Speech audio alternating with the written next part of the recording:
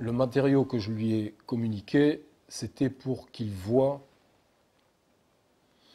quel genre de personnages vivent dans cette maison, sont censés vivre. Je lui ai demandé de prendre en compte le site, c'est-à-dire qu'il y a un lac dont une partie de la villa surplombe la surface. Il y a cette pinède, le lac doit faire quelque chose comme 1 kilomètre de long. Il y a cette pinède qui fait qu'on est complètement coupé du monde extérieur. On ne voit rien d'autre qu'une forêt de troncs, de pins, qui ressemble à un code-barre. Et c'est tout. Donc je lui ai parlé de la psychologie de chacun des personnages qui vivent là-dedans, de ceux qui vont graviter autour, qui viennent de l'extérieur. Et à partir de là, il a commencé, lui, à prendre ses mesures et partir. C'est-à-dire qu'il est tellement parti loin que je n'ai pas utilisé la totalité de ce qu'il avait prévu. Parce qu'en fait, il a énormément fantasmé sur la maison. Il est parti d'une structure la structure générale de la villa est partie d'une sculpture de Chillida, qui est un sculpteur contemporain basque, décédé il y a peu,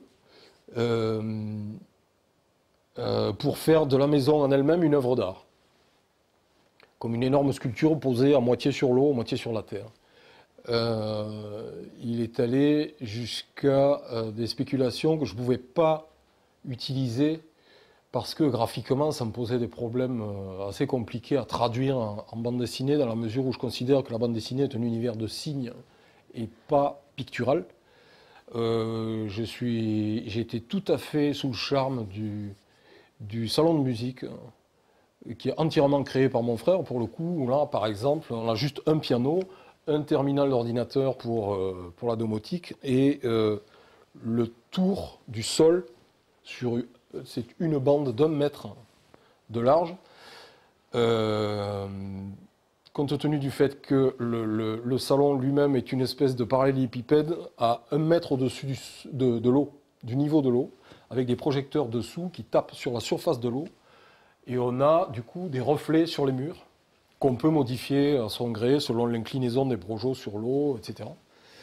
Et selon qu'on écoute telle ou telle musique, on peut se projeter. Il n'y a aucun tableau sur les murs, il n'y a strictement rien. On peut s'amuser à projeter les reflets sur l'eau comme on veut, la hauteur qu'on veut, avec l'intensité qu'on veut, etc., etc. Il y a des tonnes de choses comme ça.